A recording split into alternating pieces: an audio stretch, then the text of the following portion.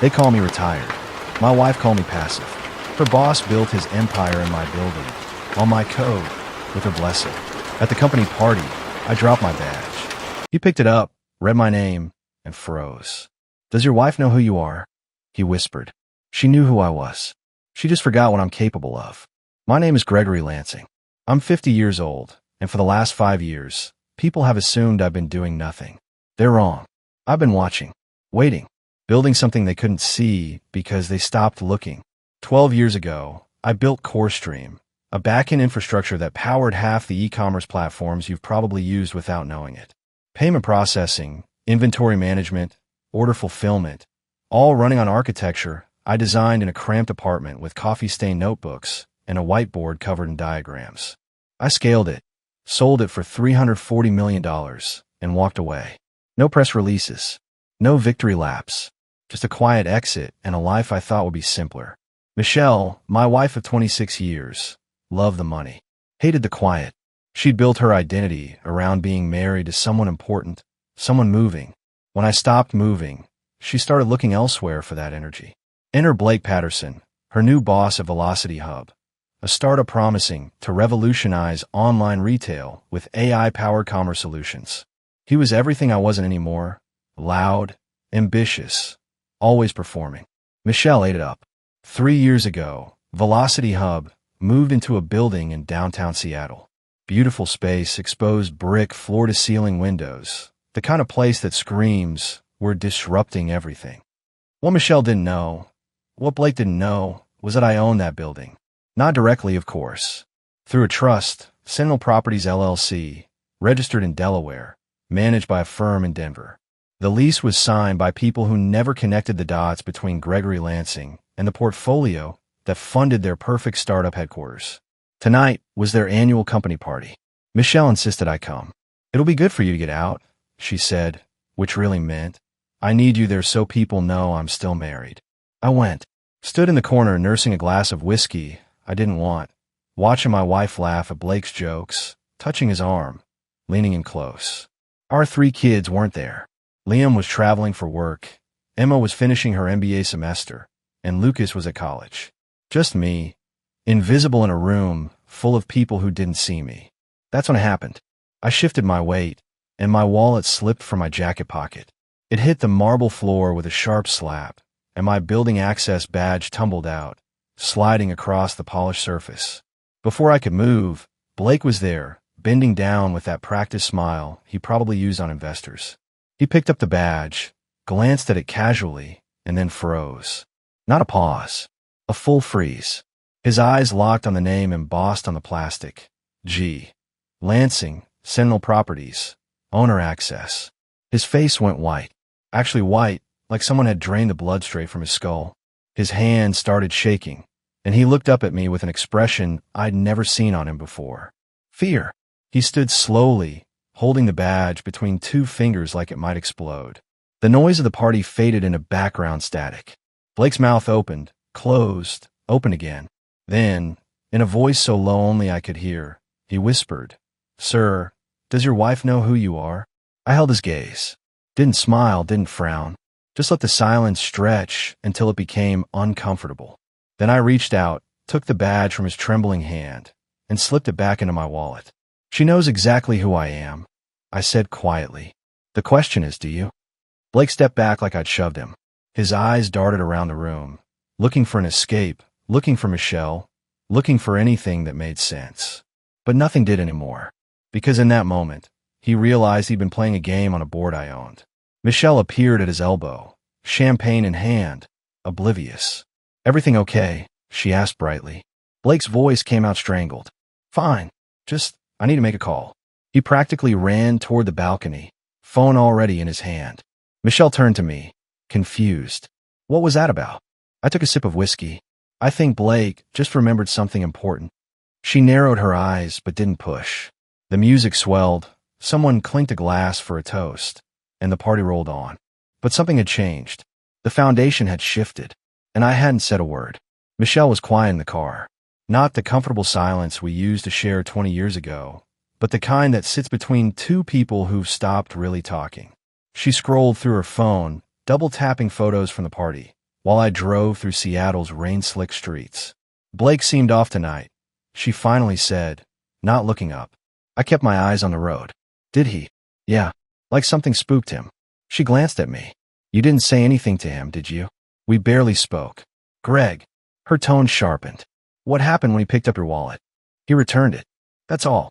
She went quiet again, but I could feel her studying me. After 26 years of marriage, you learn to read the silences. This one had suspicion in it. We pulled into our driveway in Bellevue. The house was dark, empty without the kids. Liam was in Chicago closing a deal, Emma buried in finals at Stanford, Lucas still at Boulder. Just us, rattling around in 5,000 square feet that used to feel full. Michelle went straight upstairs without saying goodnight. I poured myself a scotch and opened my laptop in the study. 3 emails were already waiting, all marked urgent, all from legal firms I'd never heard of. Blake worked fast. The first was a request for documentation regarding Sentinel Properties' ownership structure. The second asked for clarification on lease terms. The third, from Velocity Hub's general counsel, politely inquired about building access protocols and security badge issuance. I smiled. They were scrambling, trying to figure out if what Blake saw was real, trying to find an angle, a way out, a loophole. They wouldn't find one. I'd spent 5 years making sure of that. I opened a separate folder on my desktop. Inside were files I'd been collecting for 8 months. Code repositories, commit logs, architecture diagrams, all showing how Velocity Hub's revolutionary platform was built on CoreStream's foundation. Michelle had access to everything when we were married, back when I trusted her with my work. She'd downloaded documentation, saved schematics, kept copies of technical specifications, said she wanted to understand what I'd built. She understood, all right, understood it well enough to hand it to Blake. I found the email chain from 3 years ago. Michelle to Blake. Attached are the back-end frameworks my husband developed. Could be useful for reference. Blake's response, this is gold. Can we schedule a call? They hadn't stolen code directly. They were too smart for that. They'd reverse-engineered it, rebranded it, wrapped it in a prettier interface, and called it innovation. But the bones were mine. The architecture, the logic patterns, the database structure, all mine. I closed the laptop and walked to the window. Rain drummed against the glass. Somewhere across the city, Blake was probably still awake, making calls, trying to contain what he'd just discovered. He couldn't contain it. The foundation he'd built his company on wasn't his. It was mine, and I was about to prove it. Upstairs, I heard Michelle's phone buzz. Once, twice, 3 times. Then her footsteps, quick and sharp across the bedroom floor. The calls were starting. I woke at 5:30, same as always. Michelle's side of the bed was empty, sheets cold. I found her in the kitchen, already dressed, phone pressed to her ear. She ended the call when she saw me. Blake wants to meet, she said. No good morning, no small talk. He says it's urgent. I poured coffee, took my time adding cream. About what? He wouldn't say. Just that it involves you. Her eyes searched my face. Greg, what's going on? You should ask Blake. I'm asking you. I met her gaze over the rim of my cup. When you gave Blake my CoreStream documentation 3 years ago, did you think I wouldn't find out? The color drained from her face. I don't know what you're talking about. Yes, you do. I set down the cup. The back-end frameworks. The database architecture. The API specifications. You emailed them to him. March 2022. Subject line. Could be useful for reference. She took a step back. I was just trying to help. He was struggling with the platform architecture, and I thought, you thought you'd hand him 12 years of my work and call it helping. My voice stayed level calm. That seemed to unsettle her more than yelling would have. Did he pay you? Or was it just about feeling important? It wasn't like that. Then what was it like, Michelle? She opened her mouth, closed it. Her phone buzzed. Blake's name on the screen. She didn't answer it. Velocity Hub built their entire platform on my architecture. I continued. Every major function, every workflow. They didn't steal code directly. They're too smart for that. But they copied the foundation, rebranded it, and called it innovation. You're paranoid. I have a commit logs. The code repositories. Your email chain with Blake. I pulled out my phone, showed her the screen. Her own words stare back at her. This is gold. She went pale. Blake said it was just inspiration. That we were using it as a reference point. A reference point you never told me about. You weren't interested. You retired, Greg.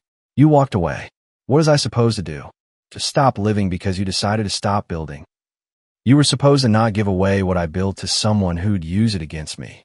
Her phone rang again. Blake, persistent. This time she answered, walking into the next room. I heard her voice rise, defensive at first, then frightened. When she came back, her hand was shaking. He's being sued, she whispered. Some IP firm out of Delaware filed papers this morning. They're claiming patent infringement, stolen architecture, breach of licensing agreements. Blake thinks you're behind it. He's right. Greg, you can't do this. I already did. I rinsed my cup, set it in the sink. The firm represents Sentinel Properties, which, as Blake now knows, is me. The building he's renting, the foundation his company is built on, all of it. Mine. This will destroy him. He destroyed himself when he built a company on stolen work. Our son works there. Her voice broke. Liam just got promoted. If Velocity Hub goes under, he loses everything. That stopped me. Liam, 25 years old, sharp as they come, worked his way up from junior analyst to senior strategist in 2 years. He'd been so proud when he got that job. Liam's smart, I said quietly. He'll land on his feet. Not if his father destroys the company he works for. She moved closer. Please, Greg, think about what this will do to our family. I looked at her. Really looked. The woman I'd married 26 years ago, who'd stood beside me through the early struggles, the sleepless nights building Core Stream. Somewhere along the way, she'd stopped being my partner and started being someone I didn't recognize. I'm thinking about family, I said. I'm thinking about what you did to ours. Liam called at noon. I was in my study reviewing documents when his name lit up my screen. Dad. His voice was tight, controlled. We need to talk. About why my boss just got served with a lawsuit that mentions your name 17 times. I leaned back in my chair. You read the filing? Everyone in the office read it. It's all anyone's talking about. He paused. Please tell me you're not doing what I think you're doing. What do you think I'm doing? Destroying Velocity Hub because Mom works there. This isn't about your mother. Then what is it about? His frustration bled through. Because from where I'm sitting, it looks like you're blowing up my career to make a point. It's about intellectual property theft. Blake Patterson built his company on architecture I created. Architecture your mother gave him access to without my knowledge or consent. Silence. Then, Mom did what? I explained. The emails, the documentation, the copied frameworks. Liam listened without interrupting, which meant he was processing, thinking it through. He'd always been analytical, even as a kid. How long have you known?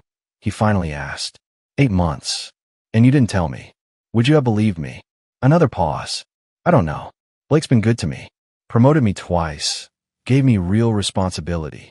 He's not perfect, but he's not a thief either. He is when he built a business on someone else's foundation. Dad, people iterate on existing technology all the time. That's how innovation works. Not when they copy the entire architecture without permission or compensation. I heard him exhale, long and slow. What do you want me to do? Nothing. This isn't your fight. It is if my job disappears because of it. His voice hardened. I've worked my tail off for 2 years. I earned this position, and now you're going to take it away. Blake took it away when he committed IP theft. No. Liam's tone turned cold. You're taking it away because you can't stand that Mom found something you don't control. That hit harder than I expected. This isn't about control, isn't it? You sold your company, retired, disappeared. Mom moved on. She found work she's good at, people who value her, and you can't handle it. Liam, I have to go. Blake's calling an emergency meeting. The line went dead. I sat there, phone still in my hand, staring at nothing. My son thought I was the villain. Maybe he wasn't entirely wrong. Emma called 3 days later. My middle child, 23, getting her MBA at Stanford, the only one of our 3 kids who'd inherited my analytical mind and Michelle's diplomatic touch. I answered on the second ring. Dad, we need to talk about what you're doing. Liam called you. Liam, Mom, and about 6 of Mom's friends who seem to think you've lost your mind. She paused. Have you? Not yet. Then explain to me why you're destroying a company that employs your son and threatening Mom's career. I told her everything. The stolen architecture, the emails, the years of deception. Emma listened without interrupting, which meant she was taking notes. She always took notes when something was important. Okay, she said when I finished. So Mom screwed up. Massively. And Blake's a thief. But Dad, there's something you need to know. What? I invested in Velocity Hub. $50,000 for my trust fund. Last year, when they opened their Series B to family and friends of employees. My chest tightened. Emma. Mom told me it was solid. Said the company had breakthrough technology and strong fundamentals. I did my due diligence, looked at their financials, their product pipeline. It all checked out. Her voice wavered slightly. I didn't know it was built on your work. Neither did the other investors. How much are you down? If the company folds? Everything. $50,000, Dad. That was supposed to be my safety net after graduation. I closed my eyes. Liam's job, Emma's investment, and Michelle had orchestrated both, putting our children's futures into a company built on stolen foundations. There's more, Emma continued. I've been going through Velocity Hub's public filings for a class project. Dad, their latest investor presentation shows projected revenue of $200 million over the next 3 years. The valuation is sitting at $450 million. That's impossible. Their platform can't scale that fast. It can if it's built on architecture that's already been proven. Your architecture. She paused. Blake isn't just using your work. He's betting the entire company's future on it. And he's raising money based on technology he doesn't own. Who else is invested? Pension funds, family offices, 3 major VCs. Total raise of $90 million in the last round. Papers rustled. Dad, if you pull the IP claim, you're not just hurting Blake. You're wiping out $90 million in investment capital. People will lose everything. People who invested in a fraud. People who didn't know it was a fraud. Her voice hardened. Including your daughter. I stood, walked to the window. Rain was falling again, turning Seattle gray and cold. What would you have me do? Let them keep using my work? No. Make them pay for it. Negotiate a licensing agreement. Take a percentage of revenue. Get yourself on the board. But don't destroy it. She hesitated. Liam's getting married, Dad. That stopped me. What? He proposed to his girlfriend 2 weeks ago. Sarah, the marketing director at Velocity Hub. They met at work. The wedding's next summer. Emma's voice softened. If you destroy the company, you destroy his career and his fiancée's career. You'll be the reason his wedding falls apart. He didn't tell me he was engaged. Because he knew you'd react exactly like this. Closed off, making decisions without considering how they affect anyone else. That's not fair, isn't it? You've been planning this for 8 months and never once talked to us about it. Never asked how it might impact our lives. You just decided what was right and started executing. She paused. Mom did the same thing when she gave Blake those files. You're more alike than you think. That cut deeper than anything else she could have said. I need to think about this, I said. Think fast. Lucas called me this morning. He's flying home tomorrow. Why? Because his family's imploding and he wants to fix it. Emma's voice cracked slightly. We're all flying home, Dad. All 3 of us. And we're going to sit down and figure this out like adults. With or without you. She hung up. I stood there holding the phone, watching rain streak down the glass. My youngest son, 21, cutting short his semester to come home. My daughter, sacrificing study time during finals. My oldest son, caught between his father and his career. I thought I was protecting what was mine. Instead, I was tearing apart what mattered most. Blake requested a meeting through his attorney. Neutral ground, a conference room at a downtown law firm. Michelle insisted on coming. I didn't object. We arrived separately. Blake was already there, looking like he hadn't slept in days. His lawyer, a sharp woman named Patricia Kellerman, sat beside him with a stack of folders that probably cost 6 figures to compile. Michelle took the seat across from Blake. I sat at the head of the table. Thank you for coming, Patricia began. My client would like to. Save it, I said. Blake can speak for himself. Blake straightened slightly. Greg, I want to apologize. When Michelle sent me those files, I didn't realize what I was looking at. I thought they were general reference materials. You knew exactly what they were. I knew they were technical documentation. I didn't know they were proprietary architecture covered under licensing agreements. You responded, "This is gold," in your email. That doesn't sound like someone looking at reference materials. He flinched. Poor choice of words. I meant it would help us avoid common mistakes. By copying my exact methodology. Patricia intervened. Mr. Lansing, my client, is prepared to offer substantial compensation. A licensing agreement with retroactive payments, equity in Velocity Hub, and a seed on the board. How substantial? She slid a paper across the table. I glanced at the number. $15 million, plus 3% equity. That's what you think my work is worth? I asked. $15 million and pocket change. It's a starting point, Patricia said smoothly. We're open to negotiation. Here's my counteroffer. I leaned forward. You shut down Velocity Hub, return all investor capital with interest, and Blake publicly admits to IP theft. Blake went pale. That would destroy my reputation. You destroyed it yourself. Greg, please. Michelle's voice cut through. Think about Liam. Think about Emma's investment. I'm thinking about them. I'm thinking about what it teaches them if their father lets someone steal his life's work without consequences. What about what it teaches them if their father destroys their futures for revenge? She shot back. Blake spoke up, voice shaking slightly. What if I step down, resign as CEO, give up my equity, publicly state that the company was built on licensed technology? License from whom? From you. We restructure the company with you as the majority owner. You get control. I get nothing. He met my eyes. But the company survives. The employees keep their jobs. Your son keeps his career. It was a better offer than I expected. Smart even. Blake would lose everything, but Velocity Hub would continue under my control. There's one condition, I said. Name it. Michelle resigns. Immediately. No severance. No equity. No ties to the company. Michelle's head snapped up. What? You enabled this. You gave him the ammunition to build a fraud. You put our children's money and futures into it without telling me. I kept my eyes on Blake.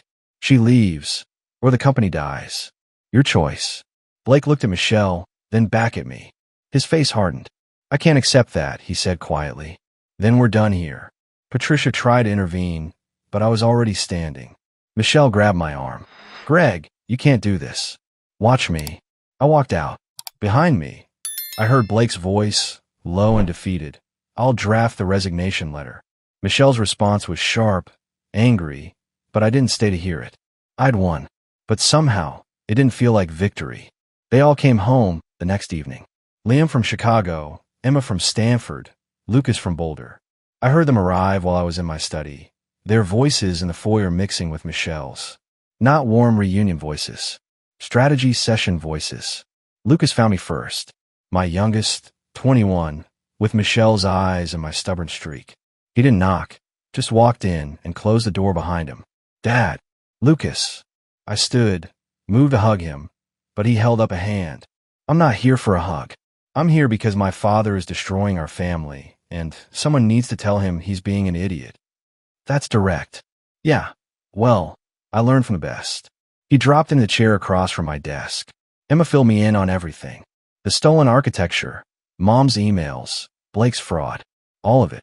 Then you understand why I'm doing this. I understand why you're angry. I don't understand why you're taking a sledgehammer to everyone around you. He leaned forward. Liam's engaged, Dad. To Sarah. She works in Velocity Hub's marketing department.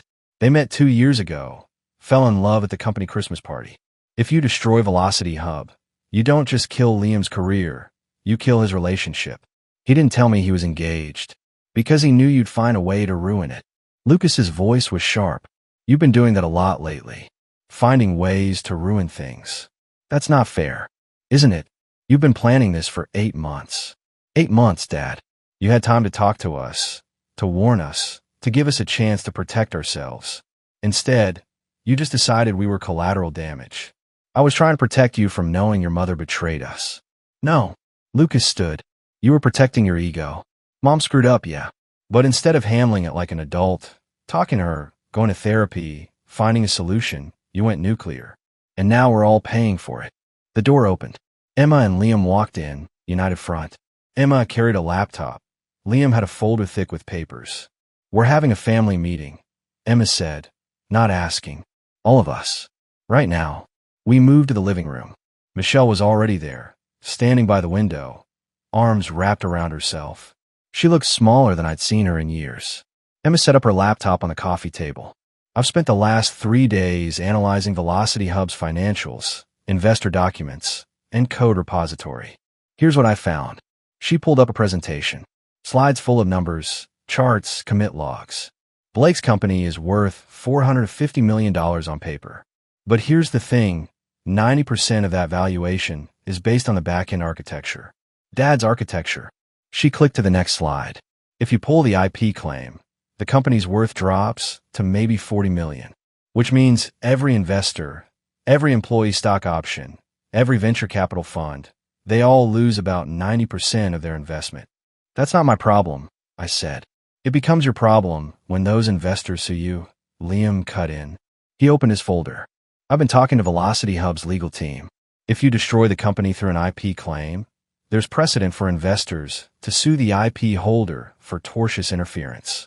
I own the IP, but you waited 8 months to enforce it, during which time the company raised $90 million from investors who had no idea the technology was disputed.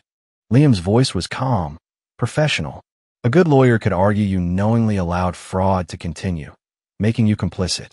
You could be liable for damages. I looked at him. My son, 25 years old, using his business acumen to threaten me. Are you seriously threatening to help investors sue your own father? I'm trying to save you from yourself. He met my eyes. Sarah and I are getting married next June. I want you there, Dad.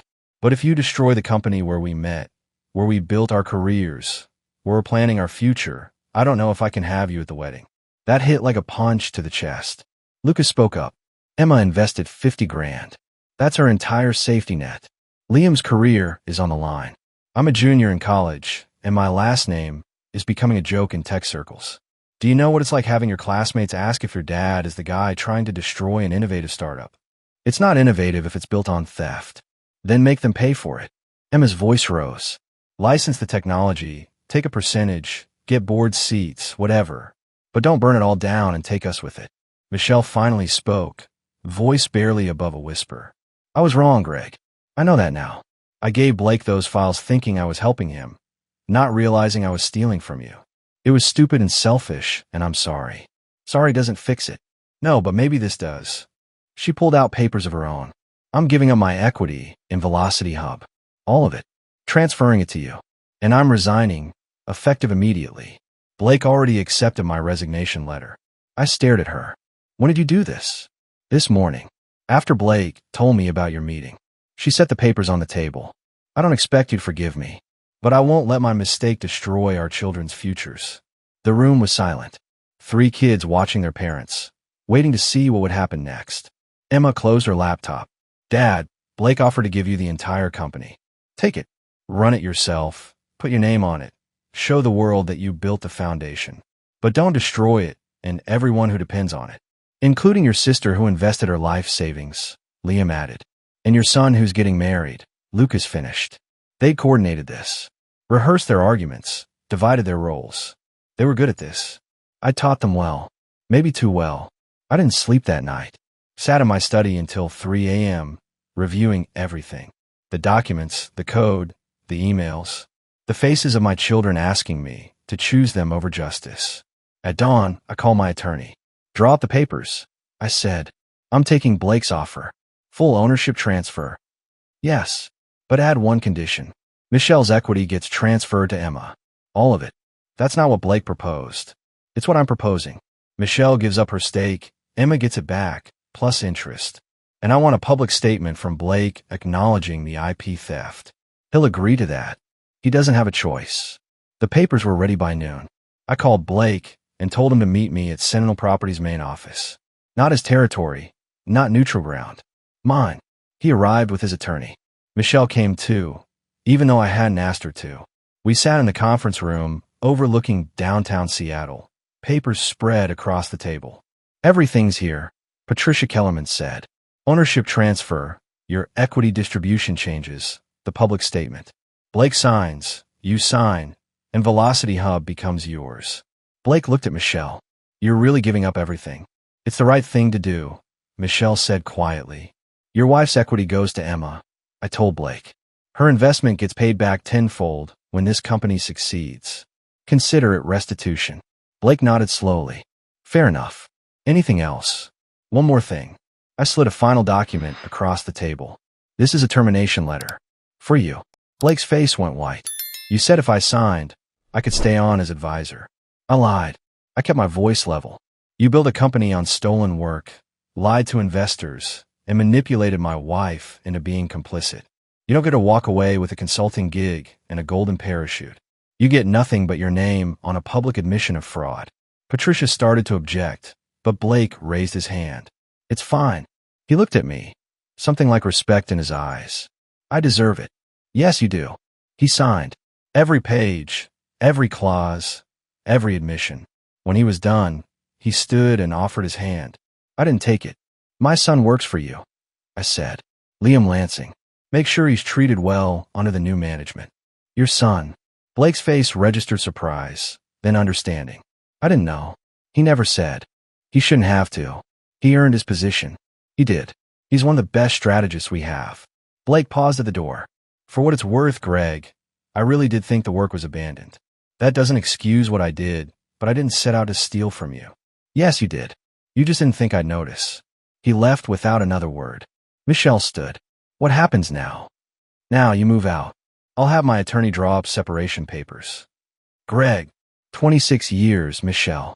We had 26 good years. Then you chose career advancement over our marriage. I can forgive a lot of things, but not that. She nodded, eyes wet. The kids. We'll understand. Eventually. I softened slightly. I'm not keeping them from you. But I can't live with someone who valued money over family. I never valued money over family. You gave our daughter's money to a fraud. You put our son's career at risk. You did all of it for equity in a company you knew was built on my work. I stood. That's the definition of valuing money over family. She left quietly. No arguments, no tears, just acceptance. Patricia gathered her papers. You'll need to address the employees. Announce the transition. Schedule it for tomorrow. I want Liam in the room when I do it. Understood. She paused. This was the right call, Mr. Lansing. Then why does it feel like I lost? She smiled sadly. Because you're a father before you're a businessman. That's not a weakness. After she left, I stood at the window, watching the city wake up. I'd won. Destroyed Blake, protected my children, reclaimed my work. But my marriage was over. My wife was moving out. And my youngest son still thought I was the villain. Victory had never tasted so bitter. 3 months later, Velocity Hub was running smoother than it ever had under Blake.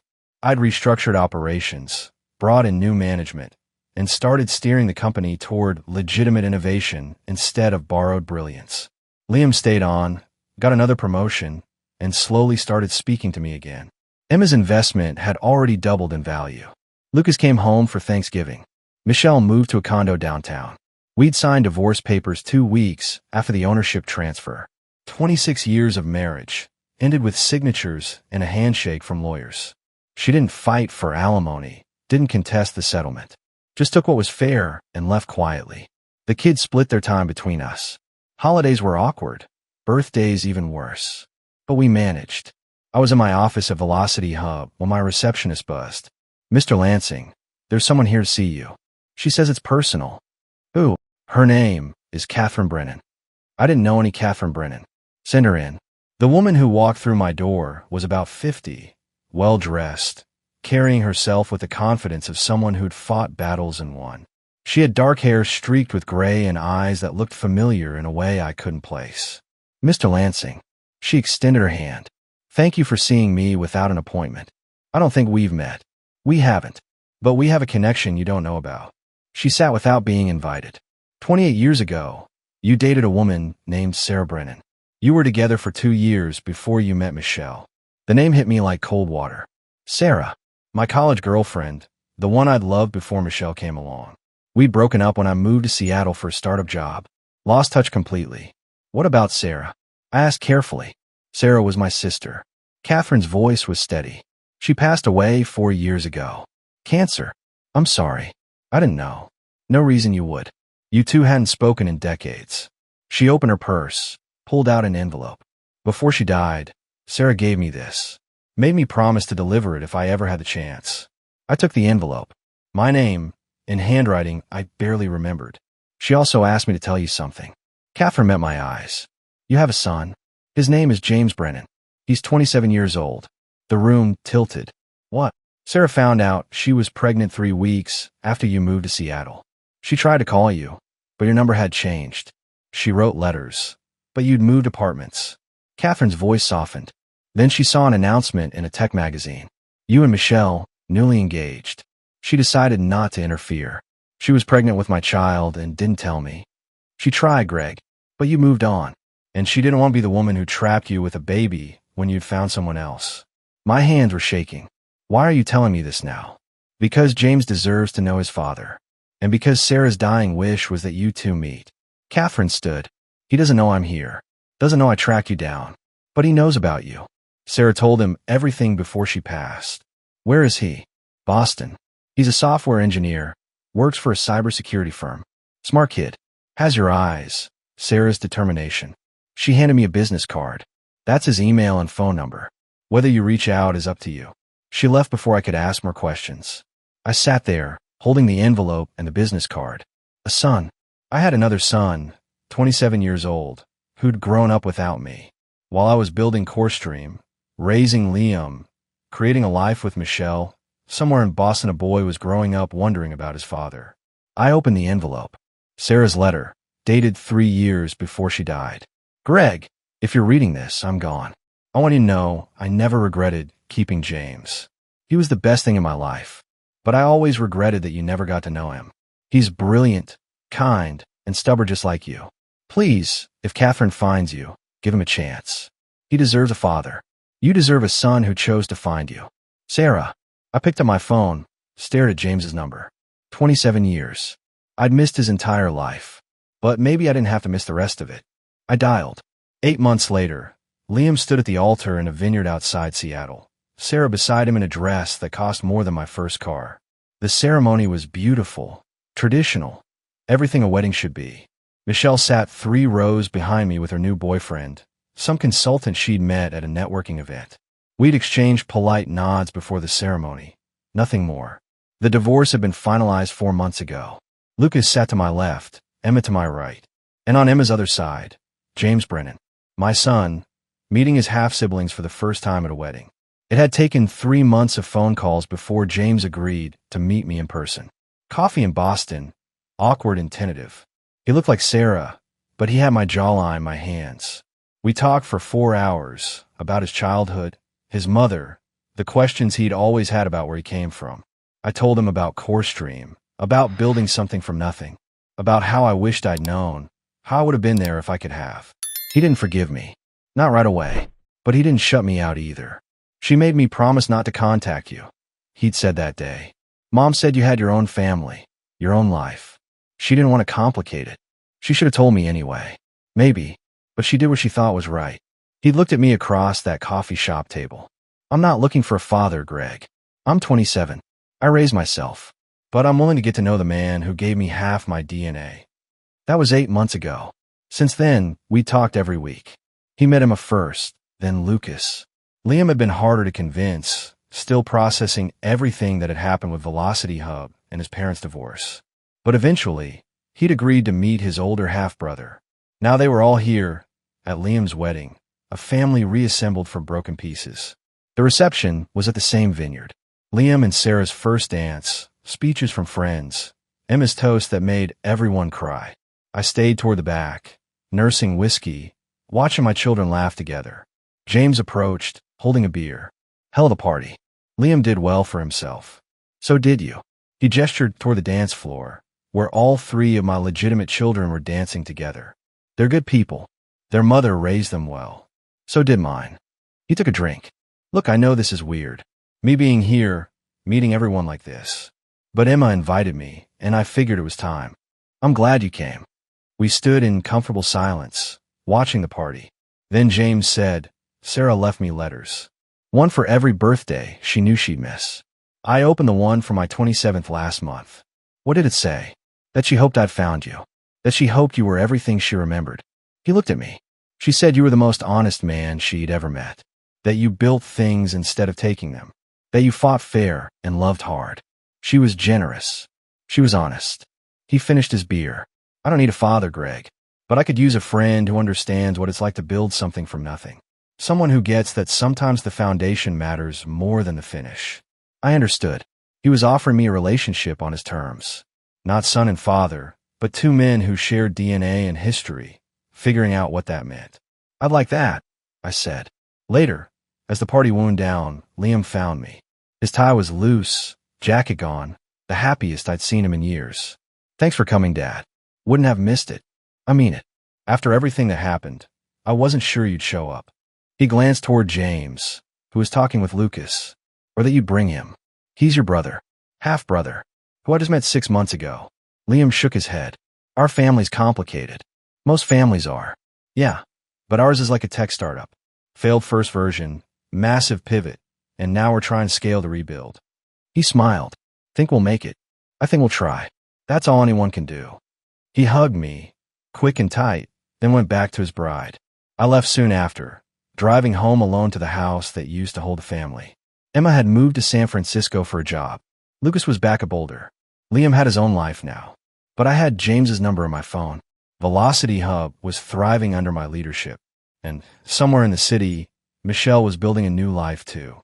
I'd won the war against Blake, lost my marriage, found a son I never knew existed, and somehow ended up with a family that looked nothing like the one I'd planned, but felt more honest than anything I'd built before. 12 months ago, I dropped a badge at a company party. That single moment had unraveled everything and rebuilt it into something I didn't recognize. But standing in my quiet house, looking at photos of 4 children instead of 3, I realized something. Sometimes you have to burn the foundation to discover what's really holding you up. And sometimes that's exactly what you need.